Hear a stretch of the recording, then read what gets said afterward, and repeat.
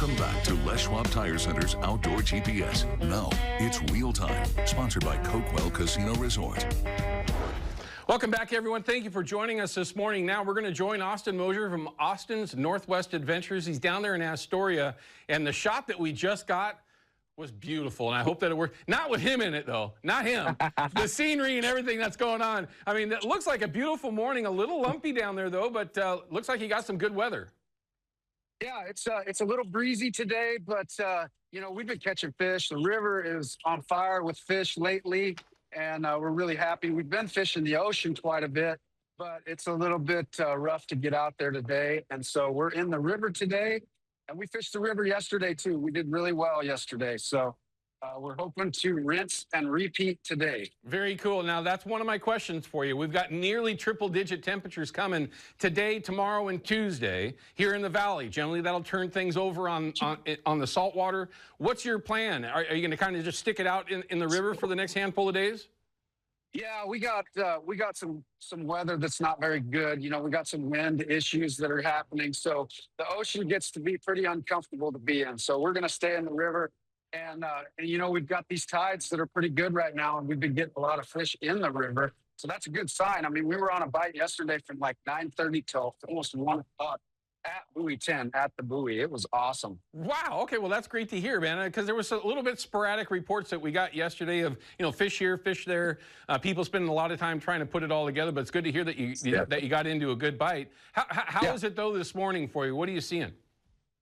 You know, it's an hour later. Yesterday, we didn't get into those fish till like 9, so we're thinking like 10 o'clock. We've had 3 bites this morning. We landed a short Chinook that we let go, and you know, we're just kind of getting into it. We're getting into the bottom of this, the lower section of the river. We're getting down by Oahu, and we're kind of waiting for this flip for them fish to start pushing in on us.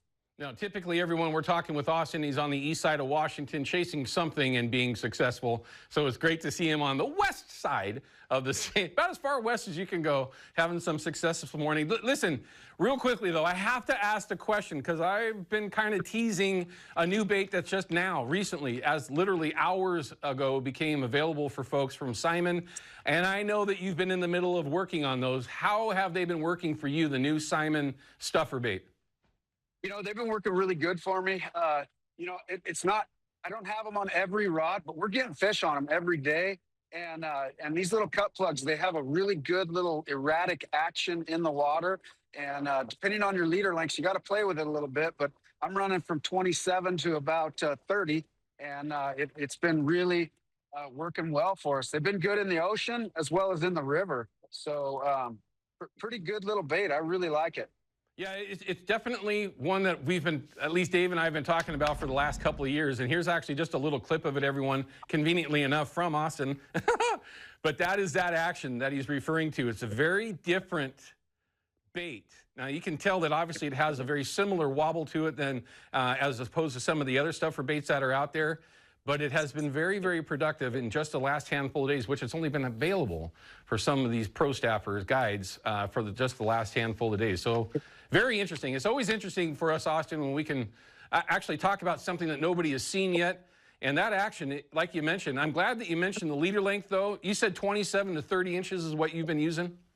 Yeah, typically down here at Buoy 10, that's kind of what I'm doing, that 27 to 30 inch. They like a little more erratic action down here, all right, a little more aggressive. So what's your plan for the rest of the day, understanding, of course, that you got into that bite yesterday down there at Buoy 10. Are you going to stay down low, or is there going to be a time where you might actually make your way all the way up to the checkerboard or the bridge?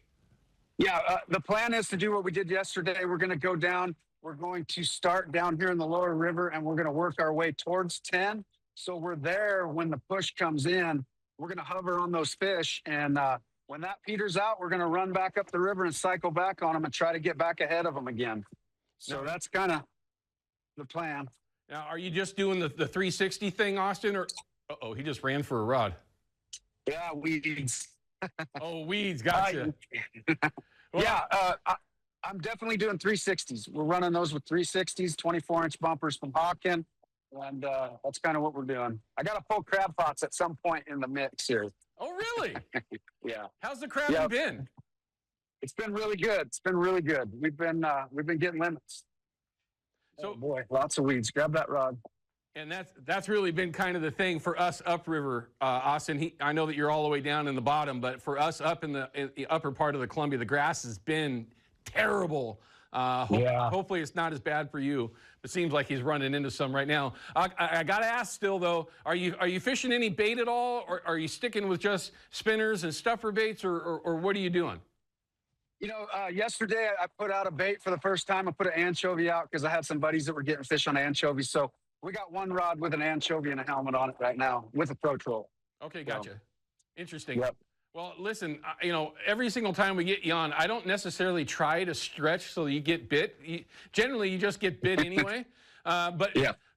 give us a little bit of advice for this upcoming week. There's going to be a lot of people that are heading that way because traditionally this is that week where the normal people, not the guides and everybody else, the normal people show up in the droves. Any advice first thing in the morning? Is that the time to be out? Should they wait for a tide change? Any advice that you can share for the next 3 or 4 days? Yeah, it's all due to tide, you know. So when you get that tide flipping, you want to be where those fish are going to be when it turns. So if you're on a morning tide with an incoming, you're going to want to be trolling out with that on the outgo until it flips like we're doing today. And then you're going to want to stage yourself at the lowest point where those fish are going to come into the river, which is buoy 10. That's the lowest point we can fish in the river. So we're sitting there waiting for that tide to push those new fish in. And on the other end of that, when the tide is coming in and it's getting ready to flip the other way and start going out, we'll be at the top up by the ships on the Oregon side, or we'll be at the shipwreck on the other side, doing the same thing, watching those fish, staying on those fish as they flush back to the ocean, or as they flush, you know, halfway back to the ocean. We're trying to intercept those fish that are mingling around in the estuary. Take some of the advice, everyone, if you're going to be spending some time down there this week. Last question, and then I got to wrap it up. There's already been talk about a thermal block. I know you've heard that term before, water temperature coming from the main stem, running into the water in the estuary. Is that something that you're concerned with as we go forward the last 2 weeks in August? You know, not really. We're seeing that red tide stuff here, and it seemed like it was a little early. But, you know, we're catching fish, and we're just going to keep doing what we're doing, you know. You got to find the fish, get your gear in front of them, and catch them. And usually if I can find fish, we can get them. So yeah, no kidding. I mean, that's kind of what you're known for. I mean, really, you're pretty good at it, Austin. We all know that. We all love you, and your clients absolutely love you. They always say get out with Austin if they can. I know that you're booked up probably through the end of it, but anybody, if you get that opportunity to get out with Austin for any of the fisheries he participates in, take advantage of it, especially in a boat like that. In buoy 10, at least you can be comfortable when things start to turn over a little bit. Austin, as always, man, thanks for spending a few minutes with us. We appreciate it. Good luck. Be safe, okay? yeah, I should mention August 15th just came open. So if anybody wants to get out here on Friday, we're open. So thank you. You have time? You actually have an open space? They canceled just 2 days ago, so I haven't filled it yet. There you go. Listen, everyone, I'm going to tell you right now. On the 15th of August, good tide set and a chance to book with him. That doesn't happen all the time. That's why I'm a little bit surprised. That was a good surprise. Austin, thanks, man. Good luck. Be safe, okay? Okay, thank you. You guys have a good one. You bet. Take care. All right, everyone, we're going to cut to a break. We're going to find out what this thing is. I mean, this technology these days, you can take a really bad caller and turn them into a world... No, I'm kidding. It's just really good stuff that can help you become better at talking to elk. We're going to find out a little bit about that with Tony Gilbertson, world champion elk caller, in just a couple minutes. Don't go anywhere.